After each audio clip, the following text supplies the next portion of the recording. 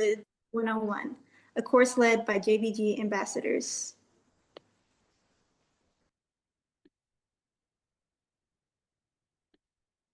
Hello, everyone. My name is Naima Bagley. I'm part of the 2023 cohort of JBG Ambassadors. I'm from Tampa, Florida, but I currently reside in Atlanta, Georgia. Hello, everyone. My name is Stephanie Wusu. I'm a 2024 JBG Ambassador, and I'm from Brooklyn, New York. Good morning. I'm Omari Buckner. I'm a JBG Ambassador from cohort from 2025, and I'm 15 from New Orleans, Louisiana. Hello, everyone. My name is Samaria Branch. I'm 19 years old. I'm a JBG 2023 ambassador, and I'm from Baton Rouge, Louisiana.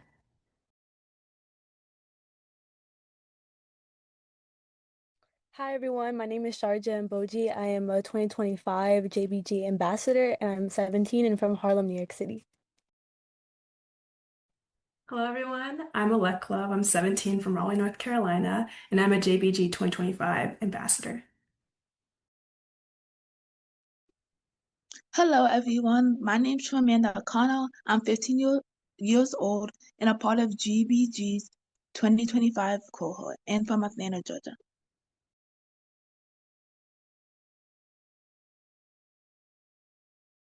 Hi, everyone. My name is Kyracy Brock. I'm 18 years old. I'm a 2023 JBG ambassador, and I'm from East Orange, New Jersey. Hi everyone, my name is Alicia Mears. I am a 2023 JBG Ambassador from Orlando, Florida.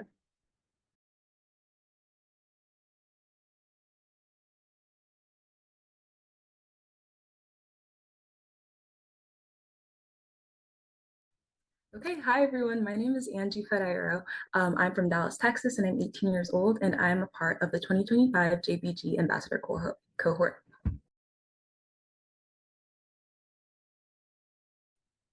Hi everyone, I'm Jamisha Alexander. I'm a 2025 JBG Ambassador and I'm 17.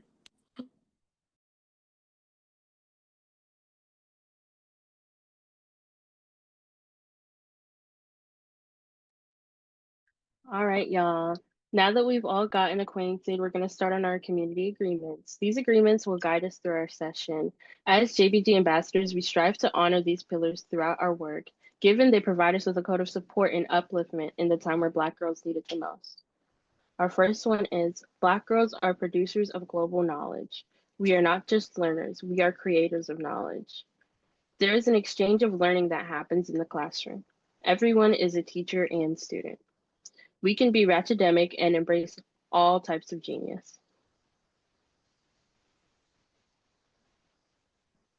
Be for and with all Black girls always.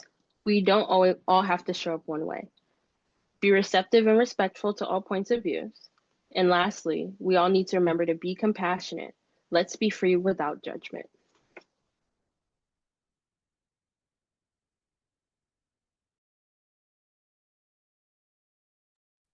Okay, so today we're going to start off. We're going to do our pledges to Black Girl Liberation. This is something we worked on during the summer, and we all created our own. There's no right or wrong way to create a pledge. The pledges are about liberation, freedom, and being self-affirmed, and it should honor your desires for liberation. So mine, I'm going to start us off. I pledge allegiance to Black girl liberation by any means necessary.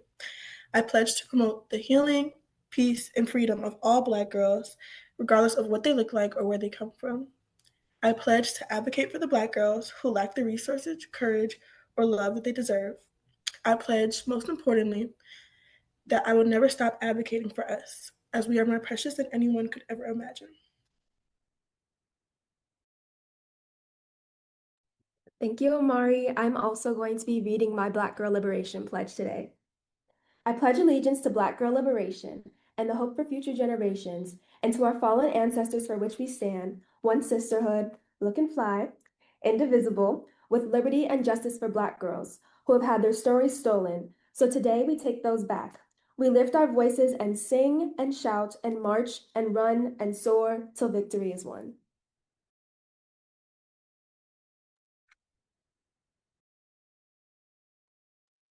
Now And on Good. Now, on today's agenda, we are going to be going over vocabulary terms that you need to know in order to fully understand and soak up the information we're going to share with you today.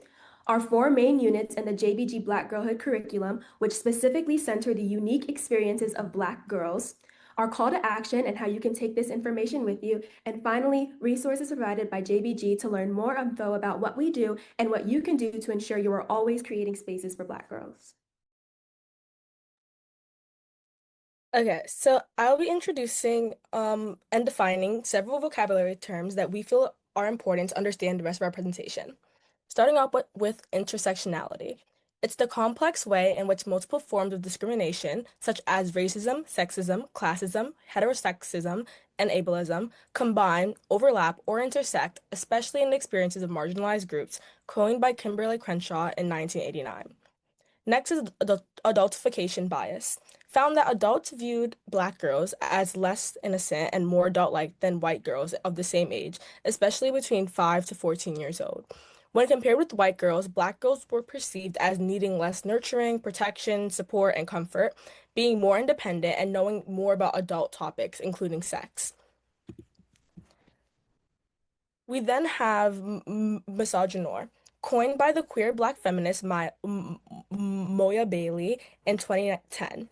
The term is a blending of concepts that combine misogyny and the French word for Black, noir. According to Miss Bailey, misogynoir is the anti-Black racist misogyny that Black women and girls experience. Then we have ratchetdemics, theory coined by Chris Ebdon that states that we can bring our ratchet selves to academic spaces and it should be recognized as genius. This theory encourages educators to value the diverse ways that students show up to the classroom instead of asking them to fragment themselves to make broken systems powerful.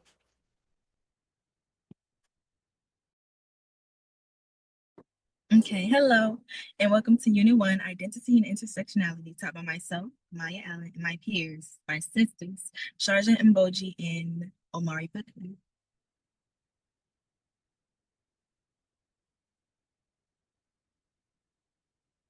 First, we feel like it's important to recognize what Black girlhood is and what it means, and how it differs from Black womanhood or any other form of girlhood. We should fill the space between Black girlhood and womanhood with a semicolon, because womanhood is a continuation, but the comma is a space needed between this transition.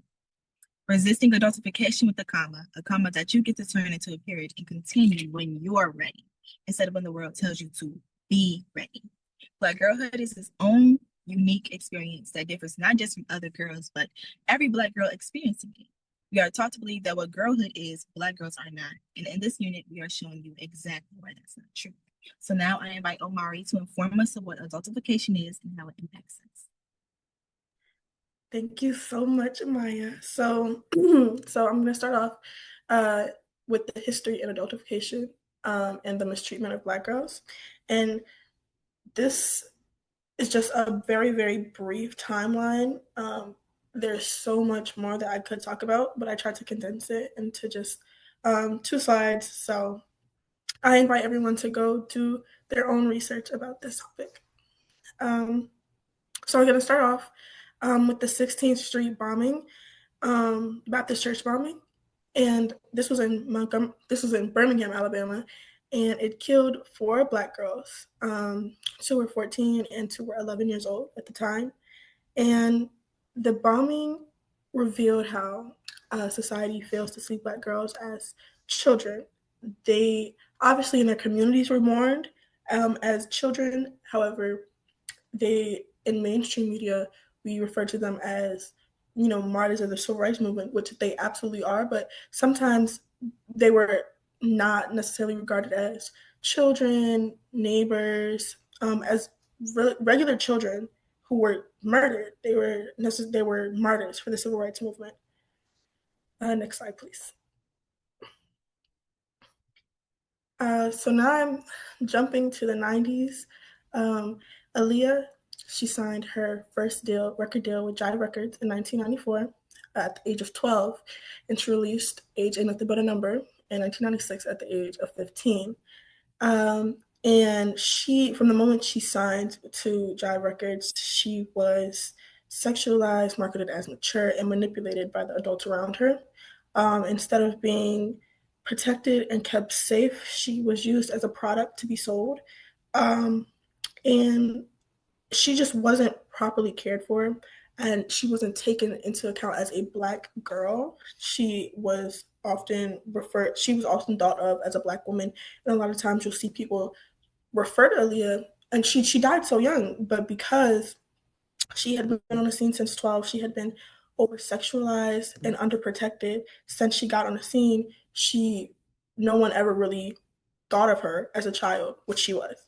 Um, so next, I'm going to go to the 2020 Olympics, where Simone Biles, she withdrew from 5 events due to her mental health issues. And she, instead of being respected, she was called selfish, and she was denied the permission to rest, to struggle, and to prioritize her mental health. Simone Biles has gotten so many medals from the Olympics and has really done so much for Team USA. And for someone to be so, passionate and so powerful in her work, to be so just underprotected when it comes to protecting herself was very, very telling. And in 2014, Blue Ivy Carter, she was 1 year old at the time, and she began to be seen out with her parents, and she was often ridiculed for her natural hair. It was called nappy, unkempt, just a whole bunch of nonsense because of her thick 4C hair. And she was bullied and mocked for her hair and her facial expressions before she could even read the comments.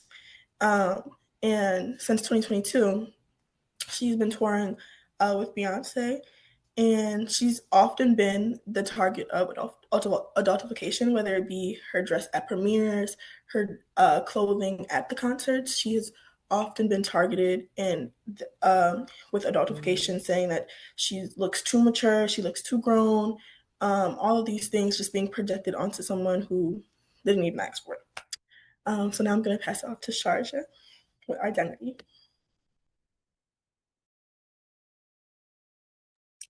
That's me with identity. There are forces that try to impose stereotypes and beliefs onto Black girls about who we are, what we should be, how we should act. Black girls are often mislabeled as fast, ignorant, disrespectful, or rude. And sometimes we get called fast more than we even get called our own names. These stereotypes are harmful, they're limiting, and they're rooted in misogyny. These stereotypes don't make us. Black girls are allowed to, can, and will exist beyond stereotypes imposed on us. Black girls belong in academia. We belong as trailblazers. We belong in the arts. We belong in entertainment in any field we choose or cultivate. We are capable, we are gifted, and we are the writers of our own stories. And speaking of writing our own stories, Sharja will explain the impact and history of intersectionality. Thank you so much, Amaya. Before the word intersectionality ever existed, Black women and women of color were naming what we were living. We were feeling the weight of overlapping struggles, being marginalized not just for our race or for our gender, but for how those identities collide. In the 19th century, abolitionists like Sojourner Truth and Anna Julia Cooper spoke to those realities long before the language even existed. Then in the 20th century, thinkers like the Angela Davis, who we are honored to be having speaking later at this conference today, along with activists and writers Audre Lorde and Bell Hooks, expanded the conversation. They reminded us that liberation has to hold space for all of our identities, and that Black womanhood is not a single story. Neither are the sacred formative years of Black girlhood. In 1989, Kimberly Crenshaw gave our lived experience a name: intersectionality. She showed how laws, systems, and institutions often fail to protect those who lived at the intersection of race and gender. For me, intersectionality speaks directly to Black girlhood. It speaks to the way we learn early on to navigate being both Black and girls in spaces that don't always see us fully or value our voices enough. It speaks to the way adultification grabs us before our breasts are fully formed. Intersectionality helps explain why our stories are sometimes overlooked, why our brilliance and softness can be misunderstood. But it also gives our language to power, to how we build, nurture, and resist in ways that are deeply connected to one another. Today, intersectionality reminds us that Black girlhood is not a small story within feminism or racial justice. It's central to both. It's a lens that shows us how our struggles and our strength are intertwined, and how seeing each other clearly is the first step towards collective liberation. With that in mind, we want to explore how this understanding of intersectionality shows up in our own lives. Next slide, please. We will now be sharing the reflections and creative responses of this year's JBG ambassadors, each one inspired by their personal experiences of Black girlhood and collective identity. I'm first going to start and then pass it on to my sisters. My Black girlhood is sacred. My Black girlhood is reclaiming my power. My Black girlhood is soft and strong, loud and loving. My Black girlhood is never dimming my light. My Black girlhood is unapologetically being authentic. And my Black girlhood is a journey. My Black girlhood is not a fantasy, but a foreseeable reality. My Black girlhood is existing. My Black girlhood is my childhood reclaimed. And lastly, our Black girlhood is real, beautiful, and ours. Thank you.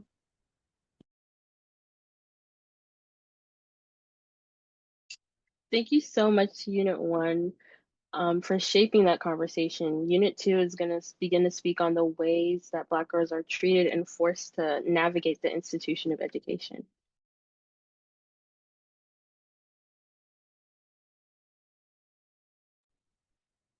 Thank you, Alicia. Black students start our educational journeys entering spaces systemically designed to exclude us. School is often the first example that we see proving that we are different from other students.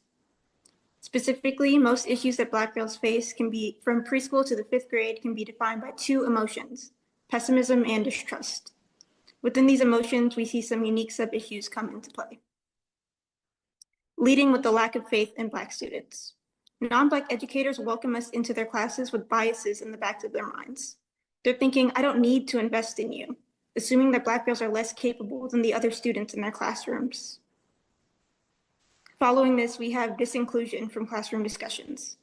Because of the distrust that's instilled in educators about Black children, they are fearful to encourage other students to have connections with Black students. They perpetuate the idea that Black students are poor influences or bad friends. Living in Southern California, many of my elementary school friends were Latina. I've experienced teachers pulling my friends aside, telling other children to be careful around me. This leads into disproportionate expectations and presumption of capacity for harm. In a practice called adultification, which we covered in our vocabulary slide, Black girls specifically are expected to be more mature than our non-Black counterparts. Our actions are often seen as intentionally harmful, and we're offered significantly less grace than other groups, just as I mentioned before. This ties into our last category, over-policing and under-protecting. Black girls are often told, no, you can't do this, you can't do that. In spite of this strictness, which you would think would protect Black girls from certain experiences, we're actually exposed to more adverse experiences than our non-Black counterparts. Black girls as young as 5 have been detained and arrested for developmentally appropriate behaviors, such as small temper tantrums or playing around in class, showcasing just how damaging adultification can be. The frustration of not being truly heard or seen leads to us no longer wanting to learn. This is what we consider disillusionment with academics. Another issue that arises is a lack of fulfillment, where Black girls feel like nothing we do in class or socially is good enough. I've personally experienced this. In elementary school, I was unfairly critiqued and picked apart by my teachers. Even being too upbeat or too curious was seen as a fault on my part. Other issues such as fear of authority and alienation from peers can also play a part in priming Black girls to fear academia, a space where we should be thriving. Next, Alicia will share with you how these issues continue into middle school. Thank you so much, Charlie. Coming from one Black girl to another, honestly, middle school is harder than it needs to be. Till this day, a really close friend and I, we spend time rehashing events from when we were 11. But in educational settings, Black girls from ages 10 to 14 encounter numerous forms of neglect and mistreatment. These forms of neglect come from racial and gender biases, leading to harsh disciplinary practices and academic biases, along with a lack of encouragement. Black girls are disproportionately punished for subjective offenses like disobedience and disruption. The same behaviors exhibited by non-Black peers are often more likely to be dismissed. Due to the issues of adultification, as mentioned by Charlie, discriminatory disciplines also extend to unequal enforcement of the rules, including the policing of hairstyles and dress codes. I remember studying myself in the mirror like every day before I went to middle school to make sure I was in the proper uniform down to the color of my socks. You see, I'm not really a stickler for the rules, but because no one acknowledged that rule, the minute I was out of line, I would be acknowledged. So this adultification can also be seen in our girls receiving less nurturing and support within the classroom. The perception that we are more independent and generally lower expectations for our academic success results in us being offered less support, nurturing, and guidance compared to our white peers. Black students are often less likely to report being bullied. When they do, schools' responses often fail to address the severity of the abuse, ultimately leading to a denial and invalidation of our childhood innocence. This mistreatment manifests in the forms of being disrespected and invisible inside of the classroom. The perpetuation of harmful stereotypes like the angry Black girl and hypersexualization deny Black girls from the safety and protection of their childhood. This perpetuated mistreatment causes Black girls not to trust the institutions that were meant to serve and protect us, eroding our self-esteem. The compounding effect of all these factors push our young scholars out of the classroom. Next, we'll go into how this affects Black girls in upper education. Thank you so much, Alicia. You put into words the feelings I felt throughout middle school, especially being at a PWI for half my middle school experience. Moving on to high school, college, and higher education as a whole, building off of what Alicia said, the unequal enforcement continues into higher education because of the stereotypes surrounding us Black girls, such as the idea that we're innately sexual. So much policing happens for things that should not be policed, such as our bodies and clothes. And if it's not being policed, then it's being scrutinized and judged for the sole reason that we are Black girls. This judgment ranges from the way our clothes fit on our bodies to our hairstyles that may be too Black for them, or even our nail colors for being too fast for them. For example, the color red. The policing is almost always unjustified and based on their own perceptions for what is okay for Black girls to present themselves as. Recently at my PWI, I remember my best friend got a sew-in, but she usually has braids, locks, or twists for school, and so many people, particularly non-Black people, questioned her and her hairstyle, making it seem so odd and perplexing that she had a sew-in. It made her feel so uncomfortable because of how much her hair, which shouldn't have been causing this much noise, was being examined by people. In addition to body and clothing policing, there's a constant pressure for us to be excellent and be way ahead of our non-Black counterparts. In high school, and especially college and higher education as a whole, there is the push for us to be better, smarter, and more put together than anyone else. It feels like we're essentially having to earn our right to attend these institutions that were not initially made for us, even though that isn't true. This was also a really big thing when affirmative action was still here, because if you didn't have the perfect stats to other people, then you would be just considered a DEI admit, diminishing all the effort you put into getting into these institutions. I feel this a lot at my PWI because there are so many kids who have trust funds or something to fall back on, and so they don't try as hard as me and my other friends who are Black girls because they know at the end of the day, they know that they can get into these Ivy League schools and top schools because their race and opportunities that comes with their race does have to work. Eli Pope from Scandal said it best: "You have to be twice as good to get half as far." No matter how much we do or how hard we work, to the non-Black eye, it will never be enough, and our work is continuously overlooked because of the color of our skin. Now moving on to solutions. Now that we've discussed the issues faced by Black girls at different levels of education, here are some actionable solutions for educators. Starting with early education. Elementary school is a vital time period, and it can make or break student perspectives on academics going forward. That's why it's vital to support Black girls' self-actualization by uplifting us as we begin our scholastic careers. Supporting Black girls not only as students, but as individuals is a key factor in priming us for success. Moving into the middle school sector, the implementation of academics in the classroom is the proper solution for this mistreatment. Going back to our vocabulary word, ratchetdemics is the encouragement of educators to provide a platform for students to display academic brilliance without sacrificing their racialized identities. This can be seen by checking in on independent students and making sure proper action is taken in the face of educational discrimination and mistreatment. Educators acknowledging ratchetdemics is the first step to properly recognizing our beautiful girls inside of the classroom. Examples of solutions for high school and college require us to look outside the classroom and towards our government. The only way to ensure the safety and comfortability of Black girls is for laws to be implemented that protect us instead of oppressing us. Examples of these solutions include the active enforcement across schools nationwide of the Ending Pushout Act, proposed by Congresswoman Ayanna Pressley. The Ending Pushout Act works to disrupt the school to confinement pipeline by investing in safe and nurturing school environments for all students, especially girls of color. The bill does this by establishing billions in new federal grants to support states and schools that commit to ban unfair discriminatory school discipline practices and protecting the civil rights data collection and strengthening the Department of Education's Office of Civil Rights. In addition to the Pushout Act, another solution is implementation of the Protect Black Women and Girls Act into legislation nationwide. The Protect Black Women and Girls Act was proposed by U.S. Representative Robin Kelly and works to establish an interagency task force to examine the conditions and experiences of Black women and girls in education, economic development, healthcare, labor and employment, housing, justice, and civil rights, and it promotes community-based methods for mitigating and addressing harm and ensuring accountability. Using these solutions to protect young Black girls throughout their education journey can and will lead to less traumatizing experiences for us in educational spaces. Now introducing Unit 3. Thank you all so much for Unit 2. That was such a beautiful dialogue. So now we are going to move into Unit 3, which is Black Girl Beauty, discussing colorism, respectability, and representation. We're going to start off by talking about colorism.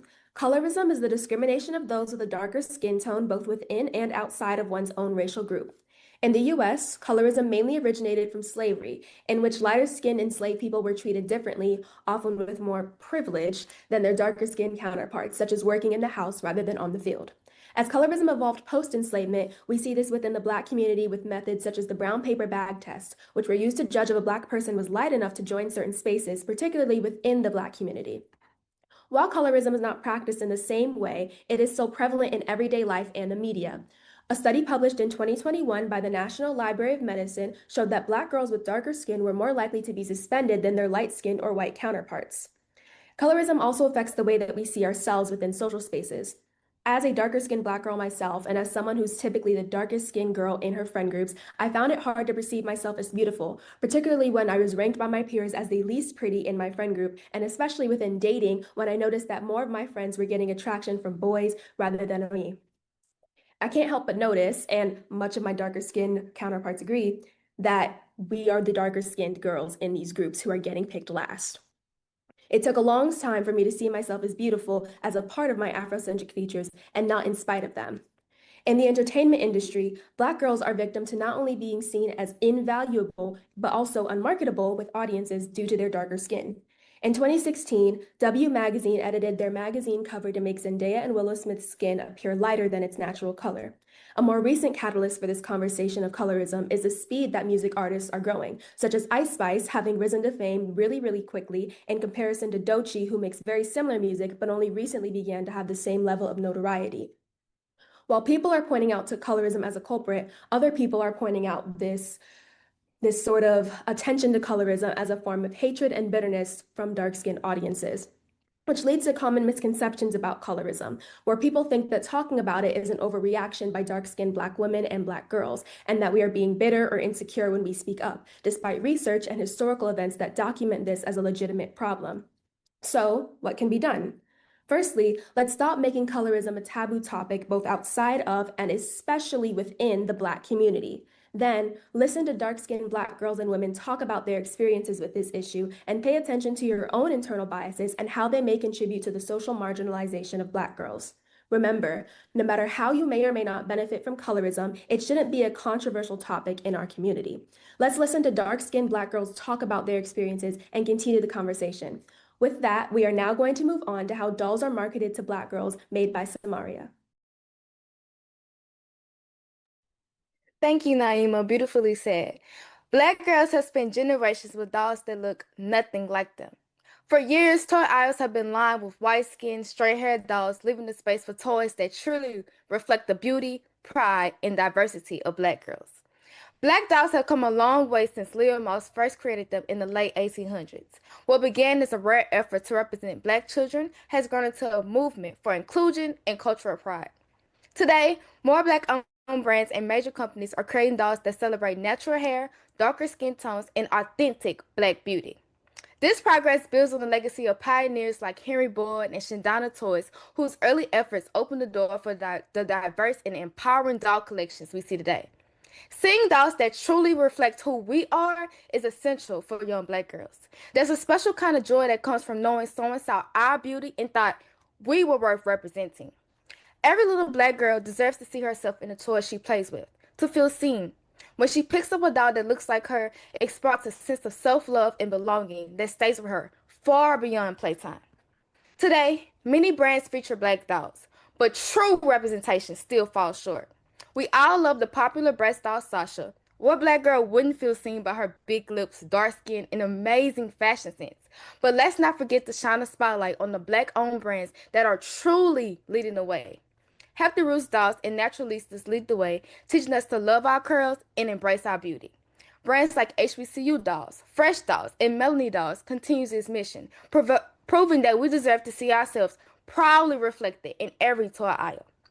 The fact that there is a greater representation of Black dolls today does not mean we should stop supporting Black-owned brands or pushing for true inclusion in the toy industry. We are worthy of being honored for who we are, feeling valued, and seeing our beauty reflected in the toys we play with. We should celebrate the trailblazing Black dolls who came before us, the ones shaping the present, and continue demanding even more authentic representation for the future.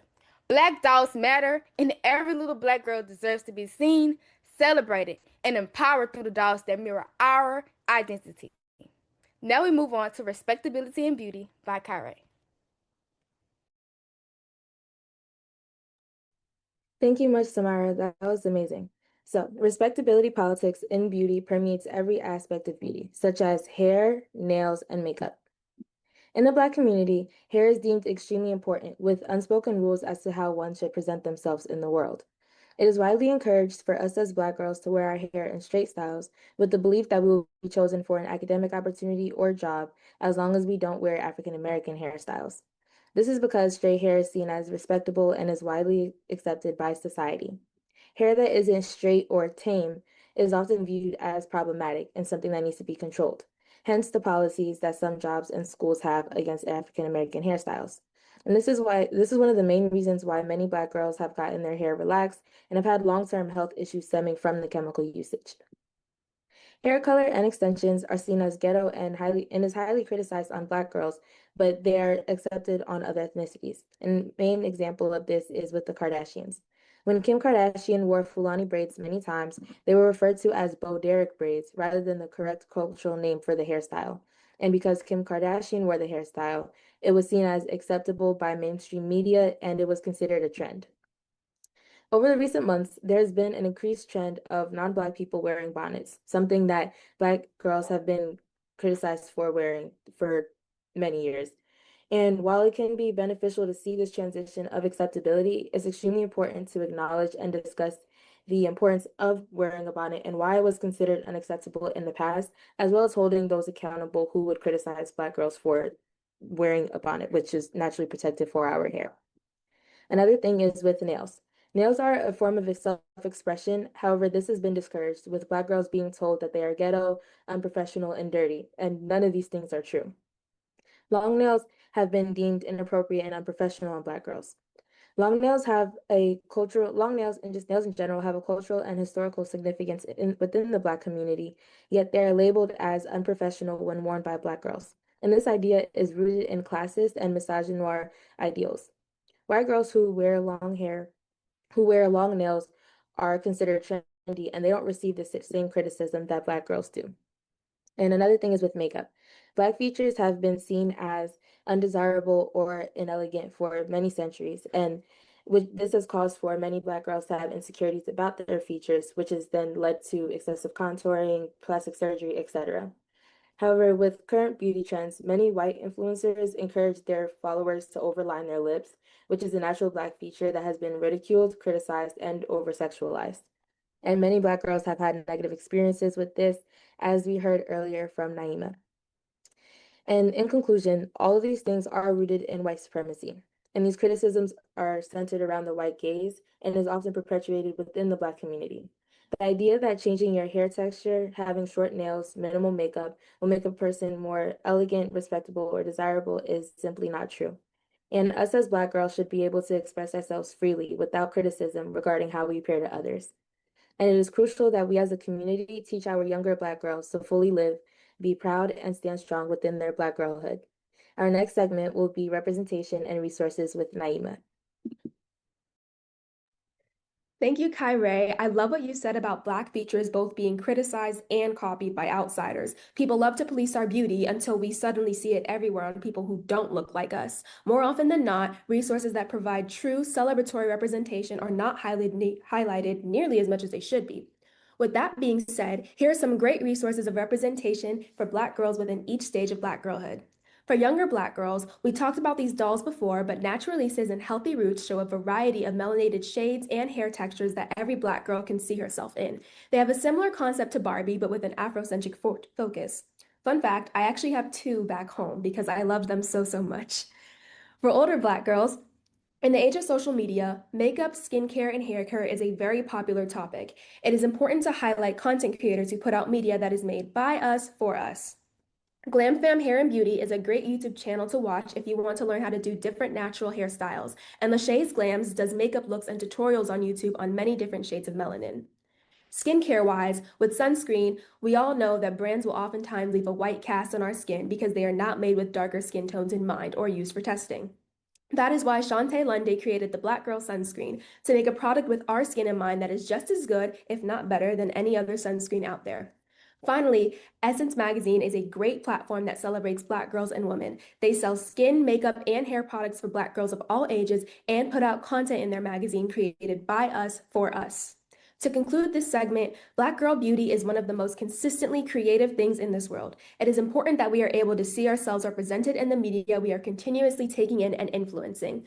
We also need to have resources that cultivate our creativity in a world that constantly tries to stifle us. Use these resources and unapologetically celebrate your beauty. And with that, we'll move on to Unit 4. Amazing job, Group 3. I think I still have some of my Elbow dolls and Bratz dolls in my house, so that really connected with me. We will now be moving on to our final unit, Black Girl Safekeeping, Healing, and Liberation, done by me, Alec Love, and my sisters Anji Federo and Jamisha Alexander.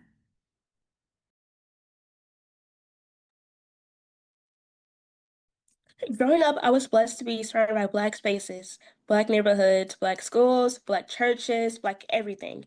And in those places, I felt safe. I felt seen. I could laugh loud, talk with my hands, wear my hair however I wanted, and just breathe. That warmth, that belonging, it was home. It was healing. But when I stepped into predominant white spaces, I learned what it felt like to shrink, to second guess, to carry a weight that I didn't even know existed yet. That's when I understood why Black girls center spaces are so important. Oh my goodness. Are so important. Sorry. There where we come back to ourselves, where we remember our magic and let it grow. Programs like Girl Trek are creating healing through movement. Black women walking away to wellness, reclaiming their bodies and their joy. Dose of Gems is teaching young ladies that their worth is non-negotiable, giving them spaces to discover who they are without shrinking. Black Girls Rock is reminding our girls that they don't just belong, they shine. These spaces give Black girls permission to exhale, to be soft, to be loud, to be exactly who they are. They're places where we unlearn that lie that was too much and remember that we've always been enough. Black girl Safe spaces aren't just about survival, they're about thriving. They give us back our girlhood, our laughter, our freedom. They remind us that our joy is a birthright, and that when we gather together in spaces built for us, we don't just heal, we flourish. That's restoration, that's power, that's love. And now I'm handing over to my sister, Angie. Thank you so much, Jamisha. Heavy on that joy is a birthright. That was absolutely beautiful.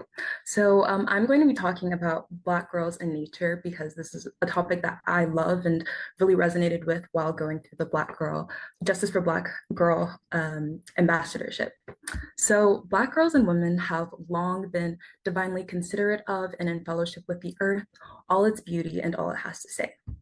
Historically, within all reaches of the African diaspora, ranging from West Africa to the Caribbean and to the American South and beyond, this has looked like creating natural remedies for ailments, sustainably cultivating the earth, using landscapes as a path to liberation, and more. Here in the US, the practices of gardening, farming, and caring for the earth have also been epicenters not only of sustenance, but also for community, caregiving, fellowship, and also liberation, autonomy, and better understanding the world for Black women. For example, Harriet Tubman, we all know her as the incredible abolitionist that she is and deserves to be remembered as, but she was also an herbalist and gardener. And this is something that many people agree is a critical part of making her the powerful abolitionist that she was. And also, Taya Miles, who is a professor at Harvard, she studies this Black women in nature. So if y'all are interested, go look into her. For Black women, for Black girls, like all other children, embracing nature and being outside is a critical part of development. For us in particular, it's a chance to embrace cultural rites of passage, like rolling around in the grass and finding joy, acting out scenes from The Proud Family and other Black TV shows, but also engaging in activities like jumping rope, double dutch was my personal favorite growing up, playing hand clapping games, and stepping. More than just playing, to me, all of these things are a way for Black girls to channel our ancestors through rhythm, movement, speech, and innovation, all while strengthening bonds of sisterhood between one another.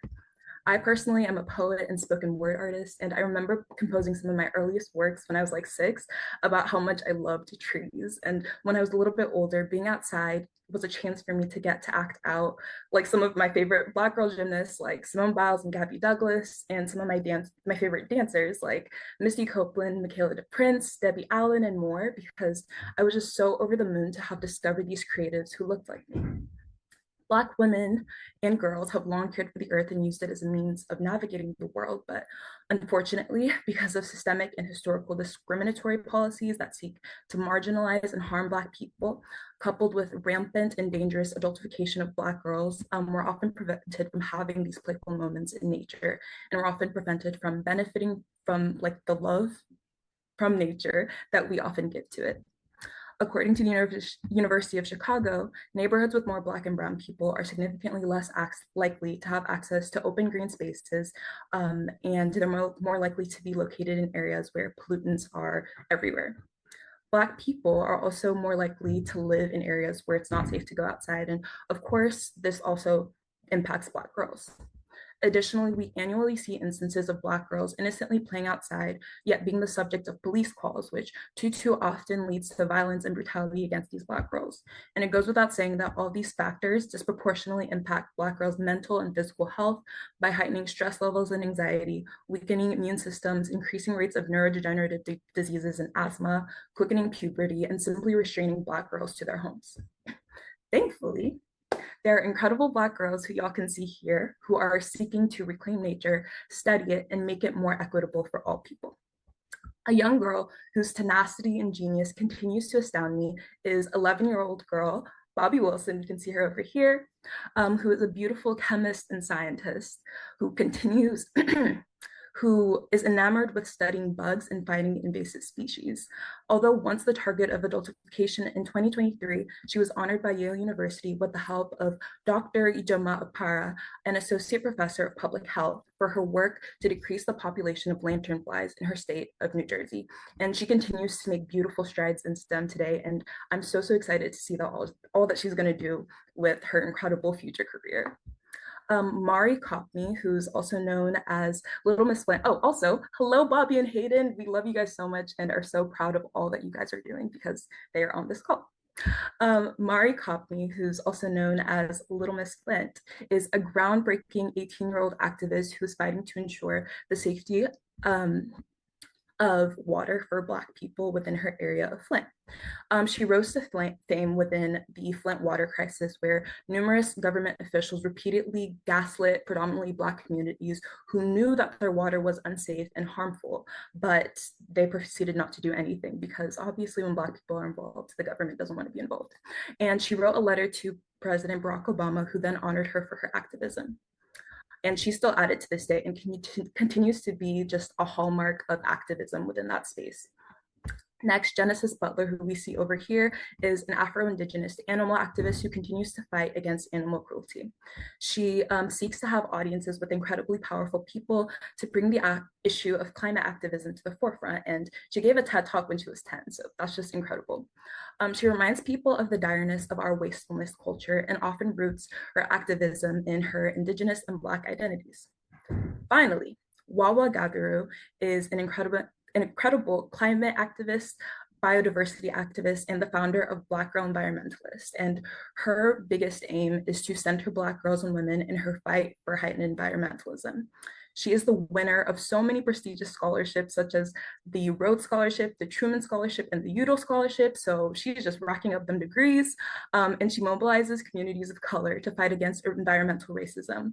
And she draws so many intellectual connections between, for example, food insecurity, legislation, housing, and more. And she studies these topics and uses them in her fight against environmental racism, which is something that often disproportionately impacts Black women and girls. And next, I will be handing this over to Alec. Amazing job, Anji. I'm blown away. I just saw a comment that was mentioning Greta Thunberg and how we hear so much about her, but we don't hear about these young girls. I think it's so important that you highlighted them. I will be talking about escapism, safety, and fantasy. We need to define escapism first because it's a key term in this presentation. And it's the tendency to seek distraction and relief from unpleasant realities, especially by seeking entertainment or engaging in fantasy. Now, escapism is kind of used in a negative term. It's something that people don't want you to engage with or do because they would rather you be centered in reality. However, with how the state of the world is right now, it is understandable for us Black girls to be overwhelmed. The entirety of the news is pretty much negative, and it feels like we are constantly losing. However, I asked them instead of thinking pessimistically that you consider doing these 3 activities that I'm going to talk about to help ease your mind and allow you to be unapologetically yourself. One, we'll start off with journaling, fading into media as I call it, and then reclaiming Black girlhood. So starting off, journaling is writing down thoughts and feelings to gain clarity, emotional regulation, and self-improvement. Personally, it gives me a place to unload my heavy emotions, celebrate all the good in my life, and discover who I truly am. As Black girls, I feel like we are too structured, watch too much, and have too many expectations put on us. Journaling helps me express myself and escape those binds society has placed on us. Now, when it comes to journaling, there's different methods that you can use. Talk about gratitude, reflection, really whatever you want. You can even do voice recordings. With starting journalism, I think the biggest issue or challenge that you'll find is that you figuring out which method is yours. But I ask, don't stress too much about it. Again, Black girls are not a monolith. We're all different. There's different methods to use. You're not all going to be the same. Pick and go through each different method and figure out what's right for you. That's what I had to do. And then when it comes to like time manner, when it comes to when journaling, a lot of people are like, journal every day. Journal whenever you want. You are your own person. Figure out your own schedule. You don't have to listen to what everybody else is saying. Like for me, I don't journal every day. I journal whenever I want. Whenever I'm feeling like I need to put my thoughts down on paper. And then personally for me, I do voice recording sometimes because I feel like my emotions and what I'm thinking are too great to put onto paper. So I just talk and it helps me feel better. But I also do what I think as a form of journalism. My review account that I have on Instagram is called a Love It Review, where I just watch movies and then write down how I feel about them. And that really helps me just kind of get out of my feelings. It's just a unique method that I use, and it has really helped me kind of not only relieve myself of pressure, but also just engage more in social themes and just in film in general, because that's something that I'm really into. Here are some prompts that I encourage you to use because I personally love them. One is reflect on a time where you felt proud to be a Black girl. How do you express your Black girlhood through fashion, art, or other creative outlets? And then think about the women in your family. How have their stories and experiences influenced you and shaped who you are? This one, I think, is like key. Um, it's really important to talk about and remember our ancestors and even just our family members. They all have given life to you and added a part to who you are. But I love journaling. I highly, highly, highly recommend it. We can go to the next slide now. Next is to fade into TV, which is what I call. Watching TV and movies help me escape from the real world to the comfort of my own imagination. As Black girls, we don't have a ton of media that is centered on us. And the ones that are very traumatic. We need more Black girl romances, more Black girl dramas, fantasies, horror, etc. So here are some examples that I love and find comfort in. Starting off is Insecure. I love this show. Oh my gosh, I love Insecure. I love it because it's a show about female friendships and it's just a realistic aspect of a Black woman. And again, we're mostly on Black girlhood, but I still think this is important, like stepping stool into figuring out how Black women operate as an adult. It's so relatable, like crazy relatable, and it's so nice to have a Black girl who isn't perfect, but isn't defined by her flaws. She gets fleshed out throughout the show. It's just so good. I really, really recommend it. And the next movie I want to talk about was Rye Lane. It's very not known, and I'm surprised it's not because I think it's top 10 rom-coms of all time. It's a Black couple centered around in Britain. And what I personally love about this movie is that our protagonist, the main girl, she isn't defined necessarily, again, by her flaws. A lot of her Black culture is embedded through the background. It's like subtle to the point where it's not like boom in your face, but it's also just really relatable. And it's so nice to finally see a Black woman in a nice romance that's not traumatic. And I think we need more of those. So I highly, highly, highly recommend Rye Lane. Next I want to talk about Abbott Elementary. And this is also one of my favorite shows of all time. It centers a bunch of teachers in a underfunded school in Philadelphia. And again, what I like about the show is realistic characters. And also what I really appreciate about the show is how they go about social themes in terms of the community that they're living in and the area that they live in. If you watch Abbott, you know that their school isn't they're not rich. And there's a specific arc that happens where right by their school, they're opening up like a golf course, this like, I can't think of the word, but just like country clubs like that. And um, it affects the school. And what I love what they do is that they call it out, but they also poke fun at it a bit. So it allows the audience to acknowledge these issues, but not have it be an extremely like deep traumatic event for everybody in there. We just need a lot of happiness, I think. And then finally, I wanted to talk about Doc McStuffins, which I think is a little bit like different from the rest of these. I love Doc McStuffins. I loved it as a kid. I was here for multiple Halloweens, find pictures wherever. Um, and what I do is that I watch Doc McStuffins kind of like regularly whenever I want. I think it's important that we Black girls have shows for us as children, and even as we grow older, to go back and watch those shows, not only to reflect on yourself, but also just to kind of channel that inner child and just feel comforted. Like Doc McStuffins is so comforting to me. And when you go back, you realize that a lot of the shows that you watched as Black girls kind of shaped who you are and also have a lot of influence on how you act and how you see the world. Like Doc McStuffins is a lot of problem solving. It's a lot of just her figuring out what to do. And that kind of shapes how I am. I'm a big problem solver. But I do recommend that everybody goes back and just watch an old childhood show just to kind of channel your inner Black girlhood. And then finally, we're going to go into Reclaiming Black Girlhood, which is the final event that we did for our ambassador program this year. So what we did was that we found a picture of our younger selves and kind of responded to these two questions, which were, what affirmations would you offer a younger version of yourself? And what lessons has she taught you that you carry with yourself? Now, these are the two pictures that I used when I was younger, and these are the affirmations that I chose. Love yourself unconditionally. You're allowed to be a Black girl. In fact, you're supposed to be a Black girl. I think this is probably the most important part of my final project. We used to be really insecure about kind of being louder and feeling kind of out of place especially in school settings where you kind of were taught that you weren't supposed to do that. But I look back and think that if that's who I am, if that's how I express myself, I'm supposed to do that. Don't confine yourself because of how others see you. And then my last point was don't seek validation from others.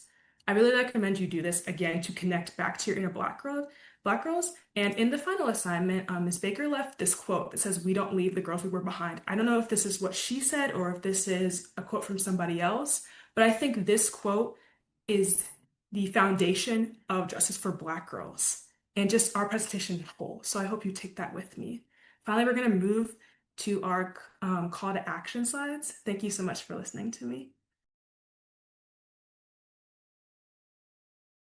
Okay, that was so much beautiful information from all of the ambassadors. We worked so hard. I'm so proud of us.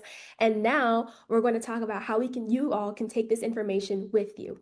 For Black girls, practice praxis, which is theorizing on your own experiences. When you find something that you connect with, if it was throughout this presentation or in your own research, dig deeper onto how you overcome this. For example, as I went into the ambassador course and learned about terms such as adultification and respectability politics, I was able to put name to my own experiences and identify with them. Once you start, find ways that you can be at home with yourself. To quote R.M. Boylorn, being at home with yourself requires that you take home wherever you go. It doesn't have to be perfect, just a space, physically or mentally, where you can be at peace and full liberation. Also, acknowledge yourself as a Black girl with no space in between. To reference Boylorn again, there is no space in your identity. You are equal parts Black and girl. Both shape your identity, experiences, and point of view to make you whole. For non-Black girls, use this presentation as a starting point to find your own internal biases against Black girlhood and educate yourself further on the topic. Understand that you will never understand. Some of you may have been a Black girl at some point in time, but being a Black girl in the 2010s and 2020s is a very different experience than it was back then. We've all dealt with the same struggles of misogynoir, but the way these struggles are translated is very different nowadays, meaning we have very different needs.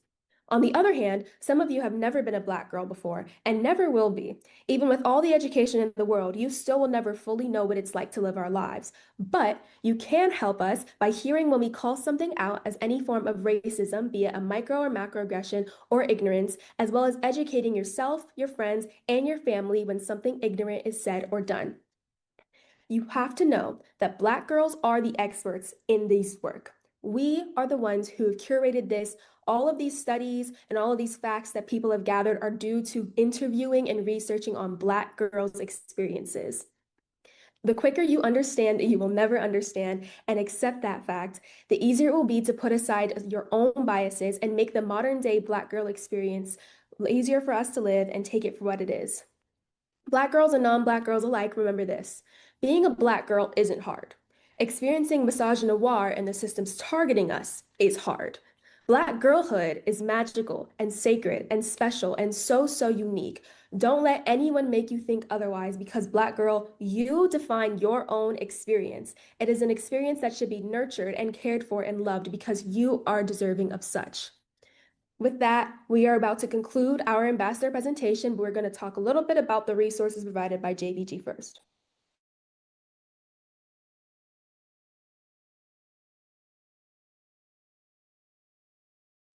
Okay, hello. So for any further information, you can find our 10-step guide on how to create liberated spaces for Black girls by visiting our @Justice for Black Girls on Instagram or by visiting our website, justiceforblackgirls.com. Thank you so much for listening.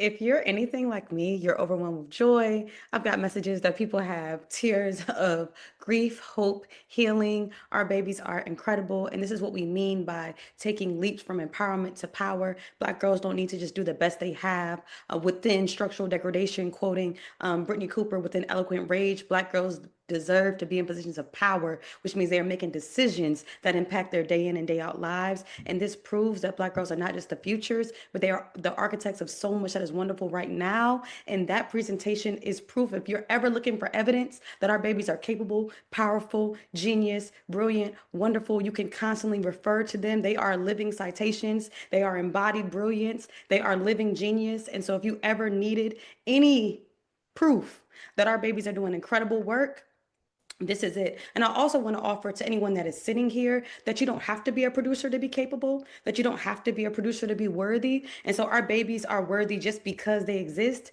And it is a gift to exist in the same space and time as them. And I could go on and on and on and on because I don't play about our ambassadors. I love them down. But I just thank you all so much for affirming them, for showering them with love as they shared. And to my ambassadors, I am overwhelmed with pride. I am overwhelmed with all of the most wonderful feelings about who you are, about how you showed up today, and about the ways in which you take up space. Please, please, please, please never shrink. Please only expand, because our world is better because you exist. And with that being said, we're going to transition to a brief ode to Black girlhood before we transition into our Black Girlhood Studies Fellows, which is our undergraduate collective of Black girls studying at the intersection of research, gender, and adolescence. We encourage you to do something that engages your inner Black girl in between these breaks.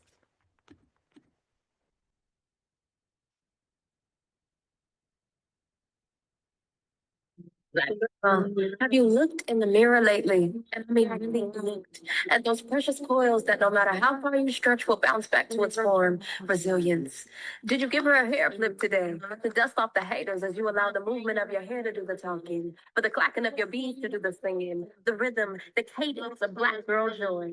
As you hopscotch down the hallway, double dutch in the neighborhood, but just as you're killing it, a beat smacks you in the eye and blinds you for a millisecond. Yeah, that deserves a moment of silence.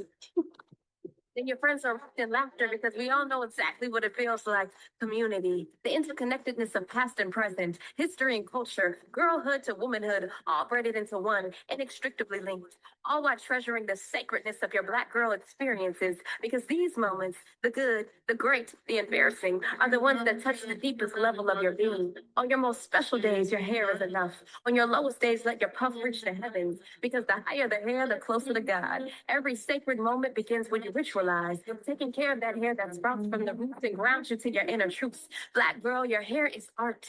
At every moment, every stage of the process, hold dear the power, the memory, the legacy, the magic that your hair holds. Remember, your hair alone is a symbol of resistance, creativity, and liberation. No matter how it's styled or fabulously protected, your crown is your glory. Love on her, because through it all, she loves you. Now, mirror, mirror on the wall, who is the fluffiest of them all?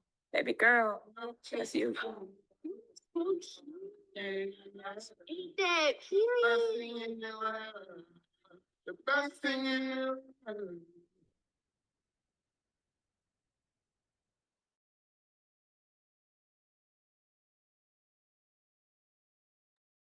All right, we're going to go ahead and get started with our Black Girlhood Studies Fellows presentations.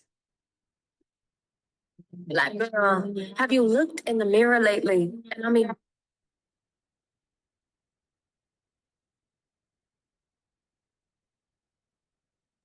First up, we have Chase Murrow.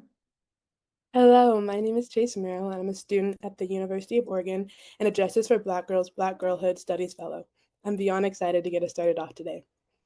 I'm here because I wholeheartedly believe that Black girls' stories deserve to be highlighted, researched, and funded. As a Black girl myself, I have pledged to further Black girl liberation by researching the struggles of our community and, more importantly, demonstrating the joy of Blackness when we have the space to fully embrace our identities.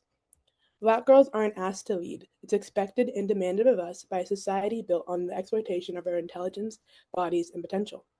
When Black girls are leaders, it's not appreciated. Instead, it's a mandatory aspect of our identity. The leadership I'm talking about is not one experienced by politicians or CEOs. It's an all-consuming practice that forces Black girls into their places and profits off our labor. It's the Black girl in elementary school who's given extra jobs in class that her peers aren't. It's the Black girl in high school who single-handedly runs her Black student union because no one else will. The Black girl who excels in her sport and is typecasted as only an athlete.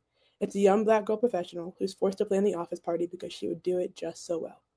It's a distorted idea of leadership that exploits our labor so that when we can finally be leaders in the traditional sense, we've lost all passion or energy, keeping us in a perpetual system where society thrives off Black labor and our community doesn't see the rewards.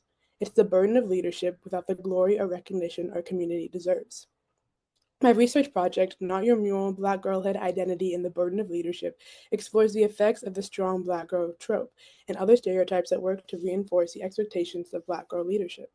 This research aims to analyze the experiences of Black girls at the intersection of race, gender, and leadership, with a particular focus on Black girls who've grown up in predominantly white areas. I draw my inspiration from personal experience with the burden of leadership and Zora Neale Hurston's metaphor of the mule of the world when their eyes are watching God, allowing me to investigate how Black girls are often burdened when placed in leadership positions as representatives of both their race and gender.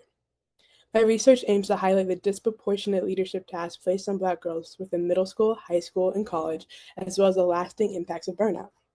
By weaving personal stories, history, and feminist ethnographic semi-structured interviews, this project redefines leadership by centering the perspectives of Black girlhood, showing that our success is not in spite of our identity, but because of it. This research has been incredibly healing, as I found I'm not the only one who's experienced the burden of leadership. What is needed now more than